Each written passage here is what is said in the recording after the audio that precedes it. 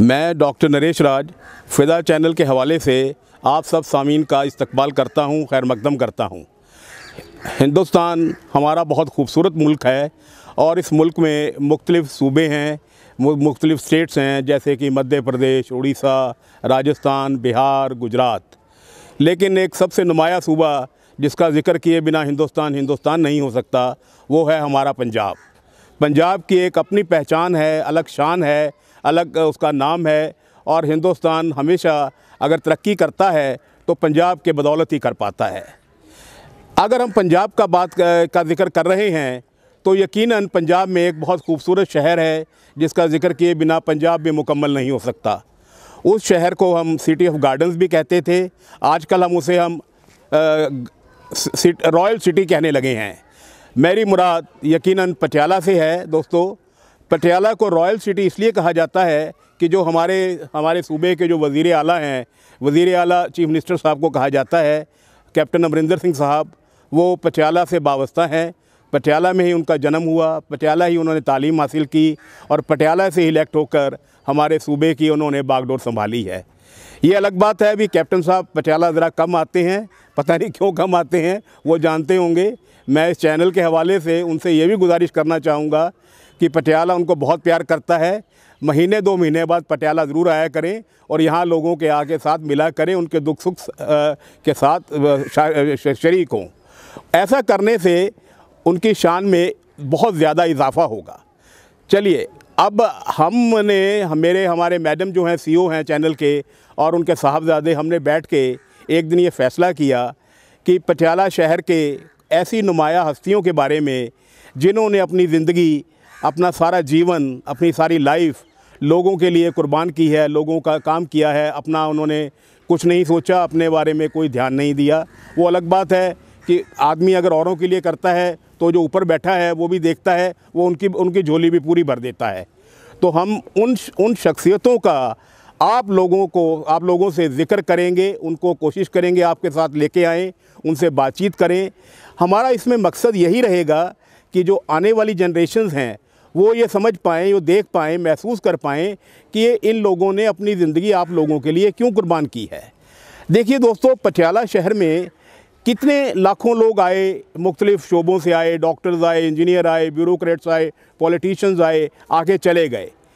आज तक मेरा ख्याल नहीं कि 4-5 नामों से ज़्यादा किसी का लोग ज़िक्र करते होंगे। एक नाम डॉक्टर खुशदेवा सिंह का है, एक नाम एक फ़कीर हुआ करते थे हमारे पटियाला में, जिनके पाँव में जूता भी नहीं था, बदन पे कोई कपड़ा भी नहीं हुआ करता था, नंगे पाँव बाज़ार में घूमते थे। उस फ़कीर का नाम है वीर जी और आज हम जहाँ बैठे हैं वो उनकी याद में ही बना हुआ है। ये वीर जी स्वर्ग धाम इसको कहते हैं। तो हम वो पास्ट और माजी की बात है। उन लोगों का ज़िक्र क्यों होता है?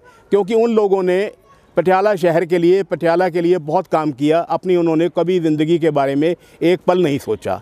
तो जो हम आज प्रोग्राम शुरू करने वाले हैं अपने चैनल से, लिविंग लीजेंड्स उसका नाम है।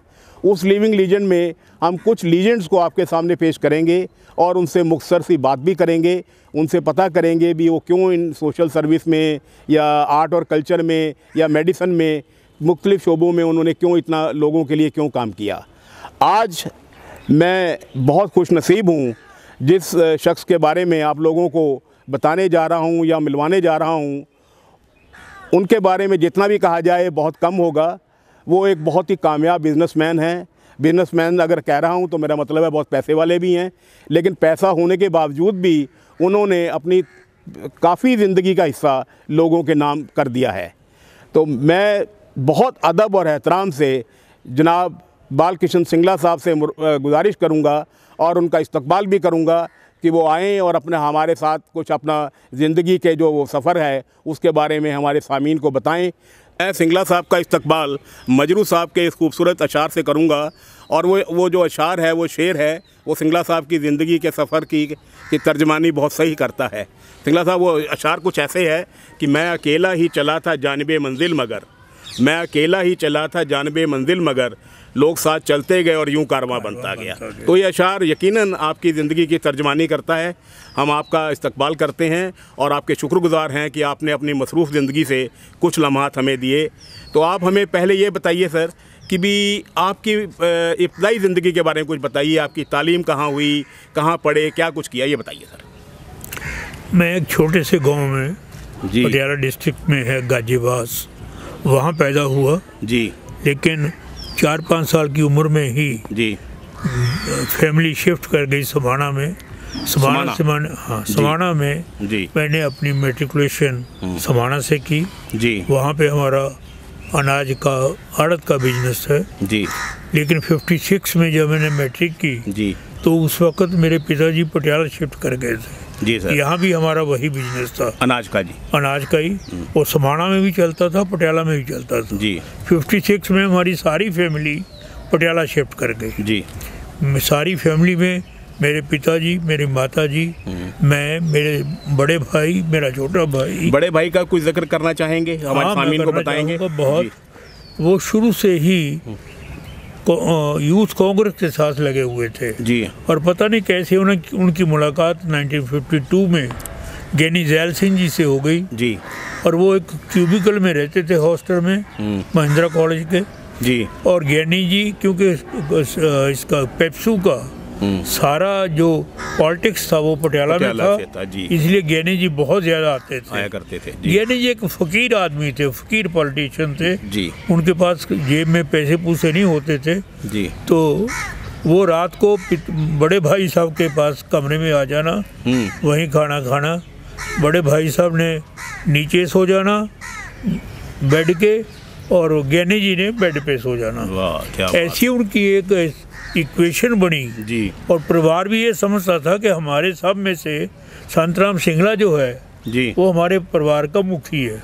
वाह। और ये उनकी जो उनके साथ नेड़ता थी वो कंटिन्यू करी जब तक ज्ञानी जी प्रेसिडेंट ऑफ इंडिया हाउस में गए। वाह वाह। तो ये उनके बड़े भाई साहब ने, तो वो मेंबर पार्लियामेंट भी बने शायद पटियाला से। बड़े भाई साहब ने पहले 1966 में एग्जेक्टिव ऑफिसर बने म्यूनसिपल कमेटी के थे जी। जब 72 में ज्ञानी जी चीफ मिनिस्टर बने जी। ज्ञानी जी ने कहा ये छोड़ के मेरे पास आ जाओ, उनके पॉलिटिकल सेक्रेटरी बन गए। 77 में फिर वो जनता राज आ गया जी। 80 में ज्ञानी जी फिर वो होम मिनिस्टर बन गए जी जी। होम मिनिस्टर के भी पॉलिटिकल सेक्रेटरी बड़े भाई साहब ही थे, संतराम सिंगला जी। संतराम सिंगला जी। और ज्ञानी जी कहा करते थे कि ये मेरा कॉन्शियस कीपर है, जो संतराम ने कह दिया वो वही होगा। जी जी जी। उन्होंने एक बार अपने सीनियर सेक्रेटरी को कहा कि कोई फाइल मेरे पास ना आए जब तक संतराम सिंगला के पास नहीं जाएगी। तो उसने कहा यस सर। बाहर आके उन्होंने भाई साहब को कहा कि ज्ञानी जी ने तो कह दिया जी, लेकिन अलाउड नहीं है आपको फाइलें दिखाना। ऑफिशियल अलाउड नहीं है। ऑफिशियल अलाउड नहीं है। जी जी जी। ये तो बड़ी सीक्रेट फाइल है, होम मिनिस्टर हैं वो। जी जी जी। जी अलाउ कैसे हो सकता है जी? कि इसके लिए तो स्पेशल ऑर्डर इंदिरा जी कर सकती हैं। अच्छा। तो भाई साहब ने 2 लाइनें लिखवाई ज्ञानी से, जाके इंदिरा जी के ऑफिस में धवन साहब को दी और उन्होंने 1 मिनट में साइन करवा के वापस दे दी। और जब उन्होंने सेक्रेटरी को वापस दिया वो ऑर्डर, जी जी, तो secretary stood up and saluted him. Sir मुझे नहीं पता था कि आपकी इतनी नेड़ता है और इतनी पावर है।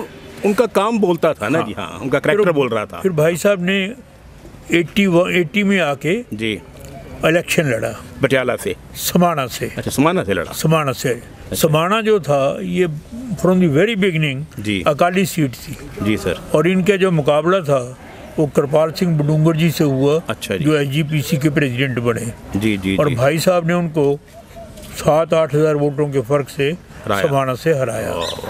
तो ऐसी उनकी ज़िंदगी स्टार्ट हुई। फिर वो 91 में वो मेंबर पार्लियामेंट का इलेक्शन लड़ा जी, उसमें वो जीते जी। और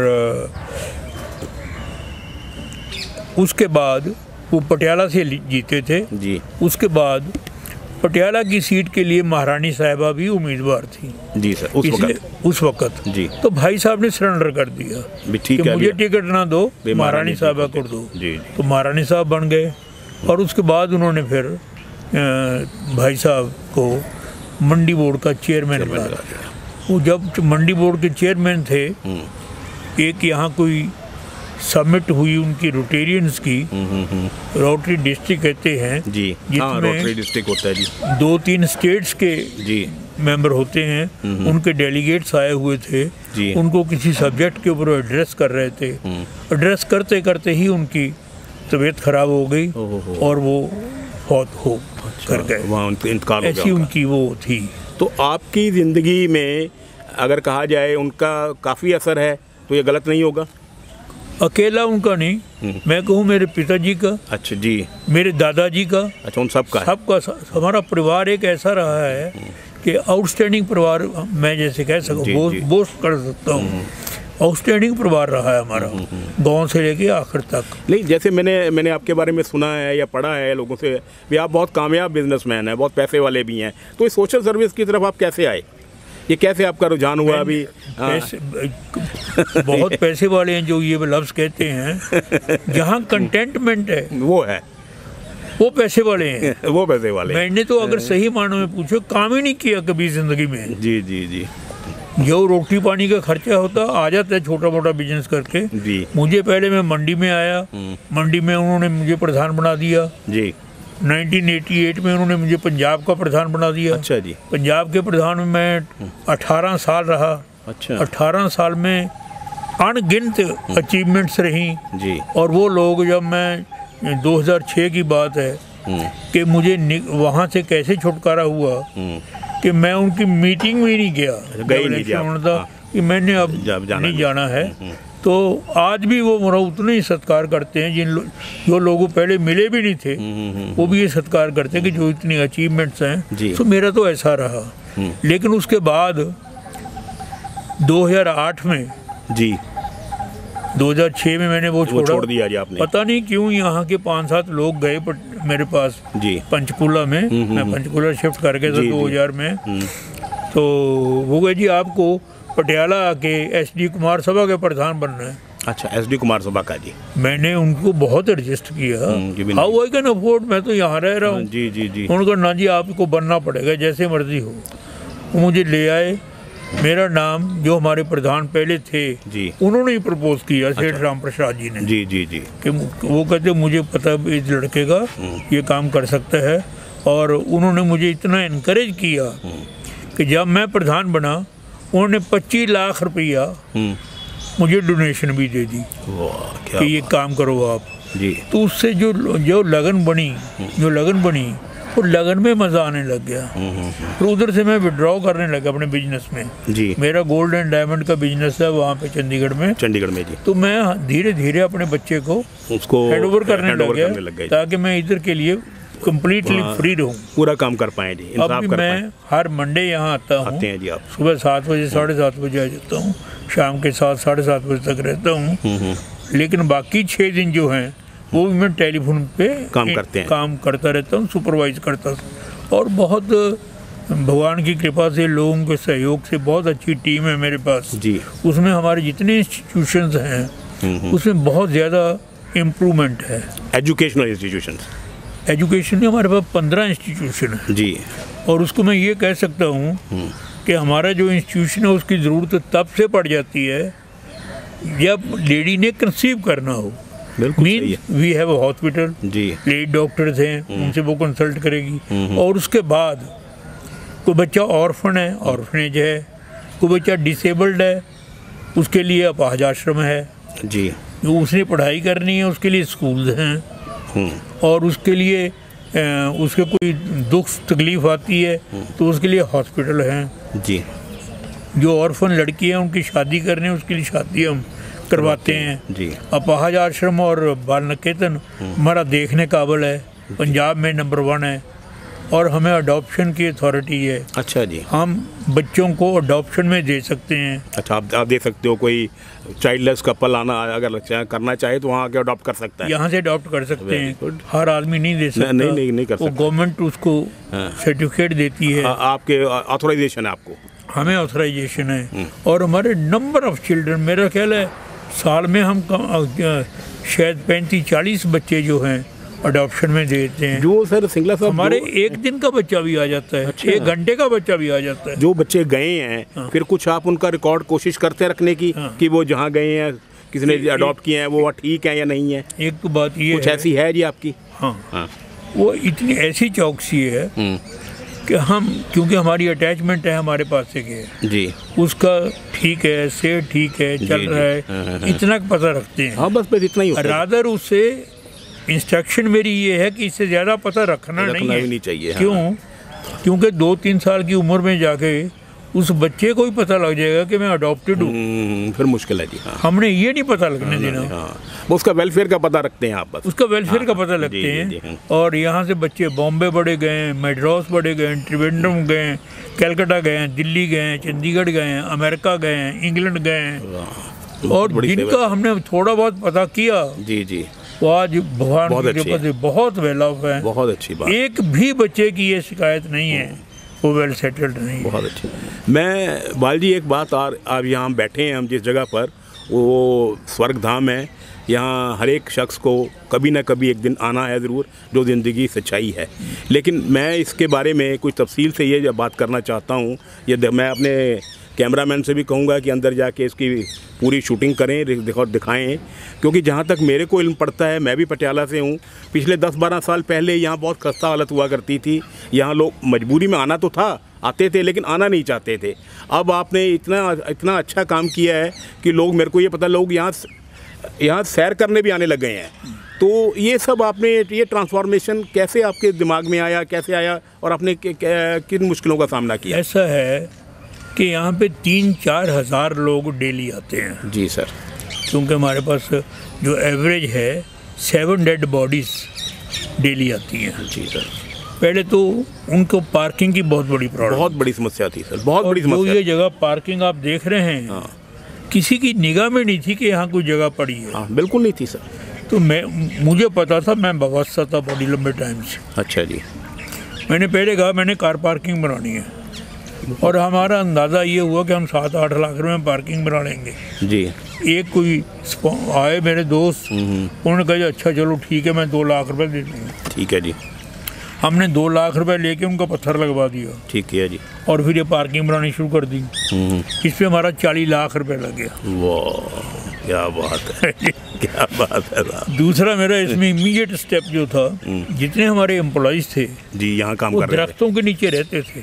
हाँ, उनकी झोंपड़ियाँ थी, बिल्कुल। मैंने उनको वहाँ से निकाला। देखा है जी हमने ये। उनके लिए सारे ये जो सामने नजर आ रहे हैं, क्वार्टर्स बनाए, ये सब इनको दिए जी। इनमें सर में फ्लश लगे हुए हैं, किचन बने हुए हैं, बहुत अच्छा, एवरीथिंग। पहले उनको रिहेबिलिटेट, बहुत अच्छी बात है। और उसके बाद जो अक्रॉस नाला, इधर भी बहुत बड़ी आबादी हो गई। हाँ, इधर से भी लोग आने लग गए, उनको भी कार पार्किंग की ज़रूरत थी। जी जी जी। उधर हमने फिर सारे बड़े लंबी जगह पे वो सारी पार्किंग बनाई। अभी फिर वो इसे फिर प्लांट्स लगाने शुरू कर दिए। फिर उसको ये जो शेड हैं, ये वैसे भी 5-6 साल के बाद गर्मी से जल जाते हैं। ये सारा रेनोवेट करवाया जी। 5 लाख रुपया किसी पार्टी ने दिया। ये हमने शेड बनाया बीर जी की, उसके ऊपर जी जी जी ये बना। 5 लाख रुपया सेठ शंकर लाल जी की याद में उनके बच्चों ने दिया, तो ये शेड बना दिया। फिर ये सारा ऑफिस बिल्डिंग वगैरह सारे ऐसे धीरे धीरे धीरे धीरे। और जब लोग काम को होते देखते हैं जी, तब आते हैं लोग। जब लोग आते हैं, देख रहे हैं कि काम हो रहा है, बिल्कुल, फिर वो अपने आप से भी कहते हैं कि मेरी यही बना दो, बिल्कुल, ये कर दो। तो ऐसा नहीं कि मैंने इसमें कोई पैसा डाल दिया या कुछ नहीं।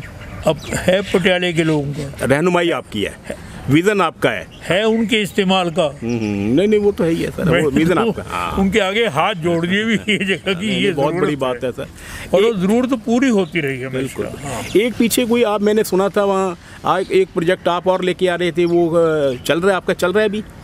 पहले तो मैंने पीछे जब महाराज साहब आए जी, उनसे मैंने कहा कि जितने लोग यहाँ पे आते हैं जी क्रीमेट करने, जी जी, उनको सड़क के ऊपर से आना पड़ता है। जी सर, वो सड़क क्रॉस करके आना पड़ता है। हाँ जी, हाँ जी। और उसमें प्रोन टू एक्सीडेंट, बिल्कुल बिल्कुल, बहुत। तो यहाँ पे अंडरवे बनना चाहिए। बिल्कुल जी।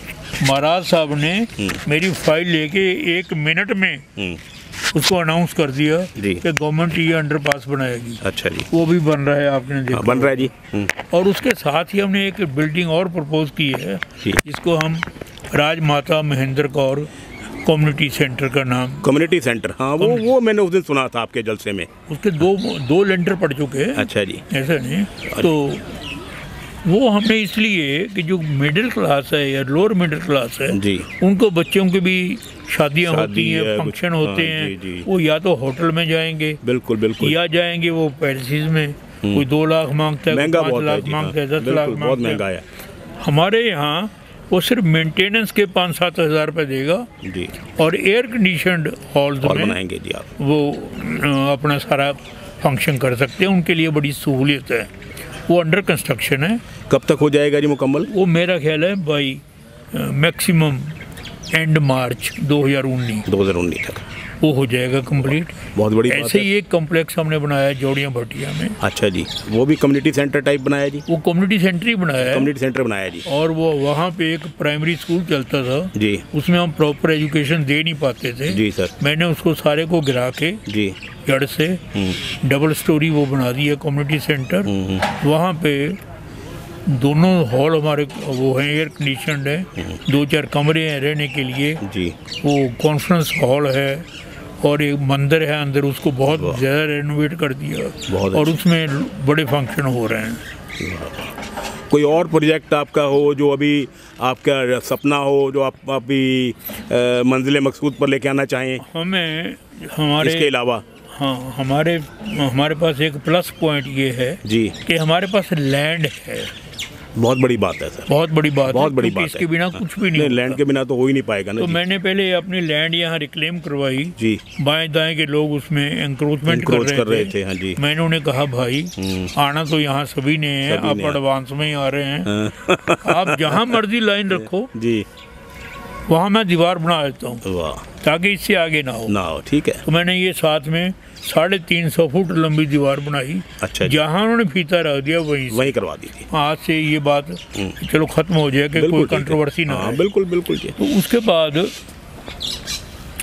जो आप पूछ रहे थे कि क्या कोई ड्रीम मैं जब सारे रिकॉर्ड देखता रहा, जी, अपने दफ्तर में बैठ के करता हूँ, तो हमारे एक ये क्वार्टर्स के पीछे ज़मीन है। अच्छा, यहाँ इन क्वार्टरों के पीछे है जी। हाँ। जी उसकी मुझे फाइल उसमें नज़र आ गई। जी सर। हाई कोर्ट से एक मुझे नोटिस आ गया कंटेम्प्ट ऑफ कोर्ट का अच्छा कि जी आपको उसको पोजीशन ख़त्म करना चाहते हैं उस आदमी का। अच्छा जी। मैं कह रहे तो बहुत बढ़िया हो गया। मैं फाइल निकाली जी। हम लोअर कोर्ट से जीते हुए हैं, हम सेशन कोर्ट से जीते हुए हैं। जी। उस आदमी ने अपील डाली हुई है हाई कोर्ट में जी। हाई कोर्ट, उसका हमने कभी फॉलो ही नहीं किया। बिल्कुल सर, ठीक है। अब फॉलो करेंगे जी और उम्मीद है लीगल पॉइंट पे जी। कि वो हमें वो लैंड मिल जाएगी। तो वहाँ क्या आपके इरादे क्या हैं वहाँ? वो पहले लैंड आएंगे फिर कोई ना कोई करेंगे प्रोजेक्ट आ जाएगा। बिल्कुल बिल्कुल। ऐसे ही हमारे पास एक जो कलोड़ी गेट क्रीमेशन ग्राउंड है, जी सर, है। हाँ। उसमें हमारी बदकिस्मती है कि उसके साथ म्यूनसिपल कॉरपोरेशन ने वो डंप बना रखा है, उसका गार्बेज डंप बना रखा है सर। और वो 20 फुट ऊंचा है, 25 फुट ऊंचा है। बिल्कुल सर, बहुत हमने उनको बहुत कहा, बुरा लगता है सर देखने कहते में। रहे, अनहाइजीनिक भी है जी कि जी इसको आप क्लियर कर दो प्लीज। हाँ जी करते हैं, किया किसी ने नहीं। आखिर हमने सोचा कि अपने पास से इसको करवाते हैं जी, अपनी ज़मीन को पहले उसकी वो करवा के डिमार्केशन, हम इसको ज़मीन को तो संभाल लें। जी। कोई आदमी ज़मीन ठेके पे लेने को तैयार नहीं है कि ये बदबू आती है, कौन आएगा और जी? पानी आता जब बारिश आती है, बिल्कुल बिल्कुल, उसमें तेजाबी पानी जो है वो हमारी ज़मीन में आ जाता है। बिल्कुल सही है जी। फिर हमने जब उसकी मेजरमेंट करवाई, किसी ने शिकायत कर दी कि ये म्यूनसिपैलिटी की ज़मीन दबा रहे हैं। अच्छा जी। तो हमारे पे वो खड़े हो गए कि जी आप हमारी ज़मीन दबा रहे हो जी। हमने उनको साथ लेके उसकी मेजरमेंट करवाई जी। तो फिर पता लगा कि 3000 गज जगह हमारी म्यूनसिपैलिटी के अंडर है। अच्छा, तो वो भी जगह रिक्लेम हो गई। वो भी रिक्लेम हो है गई। नी? फिर उसके इर्द गिर्द जब म्यूनसिपैलिटी ने कोई साथ नहीं दिया, फिर हमने दीवार बनाई और 26 लाख रुपया लगा के हमने वो दीवार बनाई और हमारी सारी ज़मीन रिक्लेम हो गई। बहुत अच्छा है। तो ये ऐसे कोई ना कोई चीज़ जो पहले पड़ी थी किसी के निगाह में नहीं थी, ऐसी हमारे वो एक धर्मशाला जो शेरा वाले गेट में है। हाँ जी, हाँ जी, हाँ जी। उसकी हालत ठीक नहीं थी, मैं ठीक करवाने लगा, उसको तोड़वाया तो उसको पता लगा कि एक मंजिल नीचे भी है ये तो। अच्छा जी। जब नीचे तोड़वाया एक मंजिला और नीचे है। वाह वाह वाह। 2 मंजिल नीचे कमरे बने हुए। अच्छा जी। सब कुछ ठीक। तो आर्किटेक्ट मुझे कहने लगे कि अगर हम कुछ बना लेते ऊपर सारा कुछ बैठ जाना था। बैठ जाता जी आपका। हमारा वहाँ पे 25 लाख रुपया खर्च आ गया। अच्छा जी। 25 लाख रुपये लगे, उसकी हमने रिपेयर करवा के रेनोवेट किया। अब जो लोग काली देवी मंदिर पे दर्शन करने आते हैं जी सर, वो उन्हें रुकना होता है, नॉमिनल से पैसे देके हमारे पे रुक जाते हैं। होटल में बहुत महंगा पड़ता है जी। और जो नॉमिनल पैसे हैं हमारे वो भी सरप्लस हैं। अच्छा जी, ठीक है। मैं ये कहूँ कि नहीं, उससे भी हमारे पास और बच जाते हैं जी। और वो सारे कमरे काम आने लग गए। हमारा हेड ऑफिस ही वहीं पे है। बिल्कुल बिल्कुल। हमारे पास 2 स्कूल हैं। अच्छा जी। एक आत्माराम कुमार सभा स्कूल है जी, और एक है शकुंतला गर्ल्स स्कूल, ये लोहरी गेट। जी जी। इसकी बहुत बड़ी प्रॉब्लम है हमें। गर्ल्स स्कूल में हमारे पास सिर्फ 450 बच्चे हैं। अच्छा जी।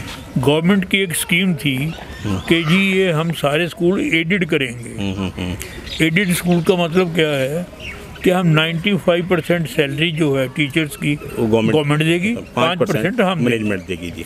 ये पुरानी बात जी। 2002 में आके उन्होंने जो सेकंड राइडर था वो विड्रॉ कर लिया। अच्छा। उन्होंने कहा कि हम 95% सैलरी तो देंगे लेकिन जो टीचर रिटायर होता रहेगा उसकी रिप्लेसमेंट नहीं देंगे। अच्छा, वो मतलब वो पोस्ट खत्म हो जाएगी। वो खत्म हो जाएगी, रिक्रूटमेंट नहीं होगी। रिक्रूटमेंट आप अपनी पर्सनल करो। हाँ, मैनेजमेंट की। हाँ जी। तो पहले तो उन लोगों ने कुछ नहीं समझा नहीं। अभी आके जो पोजीशन बनी जी, आज वहाँ पे ये है कि हमारे पास गवर्नमेंट के एडेड टीचर 2 हैं, बाकी आपके हैं, 30 हमारे हैं। जी जी। और हमें वो छोटे से स्कूल में जिसमें सिर्फ 450 बच्चे हैं 30 लाख रुपया साल का नुकसान है। सही बात है। आत्माराम कुमार सभा स्कूल है, उसमें भी बहुत नुकसान है। बड़ा गवर्नमेंट से लड़ रहे हैं, ना ढबका एजुकेशन मिनिस्टर बनता है मिलता है, ना कोई सुनाई होती है। तो उसमें सारा पंजाब बड़ा दुखी हुआ। सारा पंजाब तंग है। वो 2 स्कूल चल रहे हैं हमारे और हमने 3 फिर सिलाई सेंटर खोले जी। एक माल टाउन में जी सर, एक हमारा अदालत बाजार में है जी, एक उधर सनौरी अड्डे। वो हमारे सेंटर तीनों बहुत बढ़िया चल रहे हैं। उनके साथ 2 जगह पे हमने ब्यूटी पार्लर क्लिनिक्स भी बनाए ताकि बच्चों को तालीम मिल सके, तालीम हो। और उसमें खुशखबरी वाली बात ये है हम तो उनसे कुछ चार्ज नहीं करते जी सर, जो करते बिल्कुल नॉमिनल। बिल्कुल। उसमें जो उसका रिजल्ट है वो ये है कि 70% 80% बच्चे सेल्फ सफिशिएंट हो गए हैं, सेल्फ एम्प्लॉयड हो गए। बिल्कुल, बहुत अच्छी बात है जी। हर एक या तो बच्चा ब्यूटी पार्लर वाले में चला गया जी सर, या उनको काम मिलने लग गया टेलर से। और सारे बच्चे जो हैं अपने पैरों पर। बिल्कुल जी, बिल्कुल। ये सब ये बहुत अचीवमेंट होती है, ये बहुत और खुशी भी होती है आपको। हाँ जी हाँ। फिर हमने एक बार, मुझे पुराना याद है जी, रिक्वेस्ट की कॉर्पोरेशन को कि आपने ये रोज गार्डन बनाया इतना बढ़िया जी सर, इसको मेंटेन तो करो, मेंटेन कीजिए। हाँ। फिर हमने उनसे रिक्वेस्ट की कि आप इतना का पार्ट हमें दे दो मेंटेन करने के लिए। सिन्हा साहब ने जी एक लाइब्रेरी बिल्डिंग के लिए जगह दे दी। अच्छा जी। एक बीर जी का बुत बनाने के लिए जगह दे दी जी सर। हमने वो बना के फिर से उनसे परमिशन लेके हमने वो जगह मेंटेन करनी शुरू कर दी। 1/3 of the park is being maintained by us. ठीक है सर। और उसमें जितने लोग आते हैं बहुत सुबह सैर के लिए शाम को जी जी, वो हमारी लाइब्रेरी खुली होती है, पढ़ते हैं वहाँ मैगजीन रसाले सब पढ़ते हैं। और वो हम बीर जी का दिन वगैरह भी वहीं मनाते हैं जी। तो ऐसा वो हमारा चल रहा है, बहुत अच्छा प्रोजेक्ट है। वो सर्विस है, उसमें कोई अर्निंग नहीं है, इससे कोई पैसा लेना नहीं है जी जी, लेकिन बस ये भी सर खिदमत है ये। हाँ, लोग बुजुर्ग लोग आते हैं, बहुत अच्छा है, बैठ के टाइम निकल जाता है, अच्छा टाइम निकालते हैं वो। हाँ, अखबार। एक आखिर में एक सवाल और आपसे पूछना था कि जहाँ तक मेरी नॉलेज है, मेरे को इल्म है, आपको उर्दू से बहुत मोहब्बत हुआ करती थी, आजकल कम हो रही है, उसका कुछ खास वजह? कम नहीं, कम क्या हो रही है उर्दू से? ये क्या बात, कोई नाराज़गी आ रही है आपकी सर? उर्दू में मुझे इतना पता नहीं क्यों शौक था। मैंने उर्दू जिगर साहब के साथ मिलकर आपने बहुत काम किया है। मैंने फर्स्ट स्टैंडर्ड तक, सेकंड स्टैंडर्ड तक शायद पढ़ा होगा जी। उसके बाद वो मेरे मुनीम आड़त की चिट्ठियाँ लिखा करते थे व्यापारियों को, उसमें लिखा ये चने ये भाव, गंदम ये भाव जी। मैंने उनसे पूछना ये क्या लिखा है, ये क्या लिखा है, क्योंकि मुझे उर्दू से शौक था जी जी जी। तो वो तो मुझे इतना तो आ गया, पढ़ना भी आ गया जी। मैंने जब पढ़ना आ गया मैंने अखबार लगा लिया, अखबार से चलो पढ़ते रहे। एक उर्दू भाषा ही ऐसी है जिसके कान में पड़ गई वो मुग्ध हो गया। सही बात है सर, इसे मेरे पसंद करने नापसंद करने वाली नहीं है जी जी जी। ये तो भाषा वो ऐसी है, जुबान वो आदमी को पकड़ लेती है जी। तो मेरी खुशकिस्मती, मेरे दोस्त थे वो जिगर जलंधरी साहब मेरे से क्लास फेलो थे, लॉ कॉलेज में, एक साल जूनियर थे मेरे से वो लॉ कॉलेज में जी। उन्होंने मुशायरा रखा, इंडो पाक उस वक्त हुआ था शायद, इंडो पाक, और उसमें ऑर्गेनाइजर मेरे को बनाया। अच्छा, साहब बयान सिंह उस वक्त वजीर आला हुआ करते थे? उससे भी पहले। अच्छा, उससे पहले जी। अच्छा जी। तो क्योंकि हम तो वो जो क्लास फेलो थे जी, वो 66 से 68 तक थे जी सर। बयान सिंह जी तो लेट आए। लेट आए जी। हाँ, तो सुन के जैसे आपके शेर आते हैं, सुन के देखते हैं तो बड़ा अच्छा लगता है। तो 1988 में से 87 में जी हमने एक रेगुलर सिस्टम शुरू कर लिया, सिर्फ लोकल शायर मेरे घर पे, तो इनको सारे को इन्फॉर्मेशन में देनी है, सब कुछ करना है जी। तो यही लोकल शायर जो बोलेंगे। उन्होंने इतना इंटरेस्ट शो किया जी कि हर आदमी नई चीज़ लिख के आने लग गया जी। एक हमारे साथ थे वो एडिशनल कमिश्नर साहब मनमोहन सिंह जी जी जी जी। वो बहुत अच्छे गायक हैं।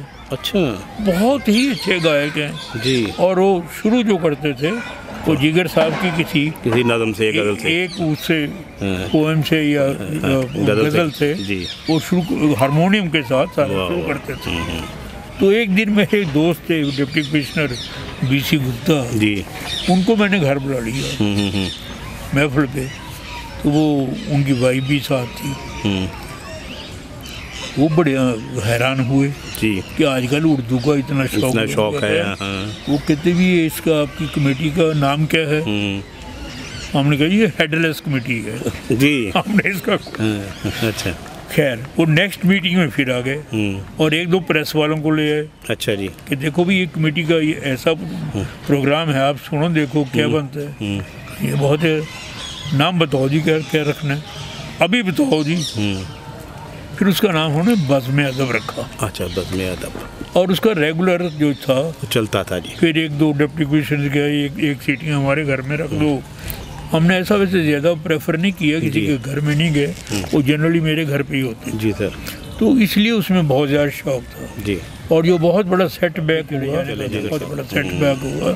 आज भी मुझे अगर पटियाला के लोग कुछ मिलते हैं पुराने जी, तो सिंगला साहब कोई शुरू कर लो थोड़ा बहुत जी जी जी जी। मैंने वहाँ भी किया शुरू। अच्छा, वहाँ पंचकूला जी, पंचकूला जाके, लेकिन मैं वहाँ पे अपने आप को एडजस्ट नहीं कर पाया जी सर। वहाँ भी मैंने जो शायर बुलाए शोरा साहबान, वो पंजाब के ही थे। ठीक है जी। RP जोशी साहब थे। हाँ, जोशी साहब थे जी, तो जी। वो अपने चीफ सेक्रेटरी अमरीक सिंह पूनी साहब, एक हमारे नाशिर साहब होंगे, चंद्रशेखर जी, हाँ चंद्रशेखर साहब, नाशिर होंगे।